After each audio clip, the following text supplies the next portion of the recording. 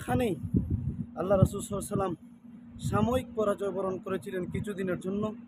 আর আপনারা দেখতে পাচ্ছেন আমরা ওখানে দাঁড়িয়ে আছি, যেই পাহাড়ে আল্লাহ রাসূল সাল্লাল্লাহু আলাইহি ওয়াসাল্লাম আঘাতপ্রাপ্ত হওয়ার পর আরাম করেছিলেন। এবং হাজিরিনে মজলিস, ওই পিছনেই হচ্ছে উহুদের পাহাড়, ওই পিছনেই হচ্ছে উহুদের পাহাড়। যেই পাহাড়কে নিয়ে আল্লাহ রাসূল বলেছেন, উহুদের পাহাড় আমাকে ভালোবাসে, আমিও উহুদের পাহাড়কে ভালোবাসি। সুবহানাল্লাহ, সুবহানাল্লাহ। এই এত বড় পাহাড় আল্লাহ রাসূল সাল্লাল্লাহু আলাইহি সাল্লামকে হেফাজত করেছিল সেই উহুদের দিন। আল্লাহ রাসূল সাল্লাল্লাহু আলাইহি সাল্লাম বলেছেন যে এই উহুদের পাহাড় হচ্ছে জান্নাতি।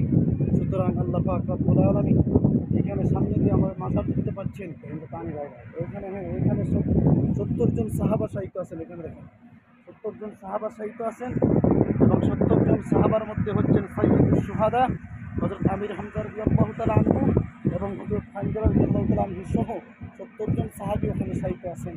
এবং ওসিলায় আল্লাহ পাক রব্বুল আলামিন আমাদেরকে ক্ষমা করেন, আমাদের পিতা-মাতা সবাইকে মাফ করে দিন। এবং আমরা দোয়া করি যে সাইয়্যিদুশ শুহাদার ওসিলায় আল্লাহ পাক রব্বুল আলামিন যেন আমাদের এই কাফেলাকে, আমাদের এই উমরাকে কবুল করেন। আমিন, আমিন। আলহামদুলিল্লাহ রাব্বিল আলামিন।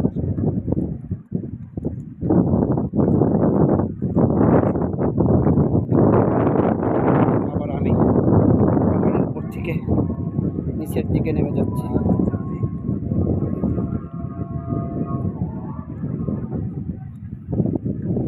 আল্লাহ যেন সকল পীর ভাই পীর বোনদেরকে উমরায় এসে সমস্ত জায়গাগুলি সফর করার তৌফিক দান করে।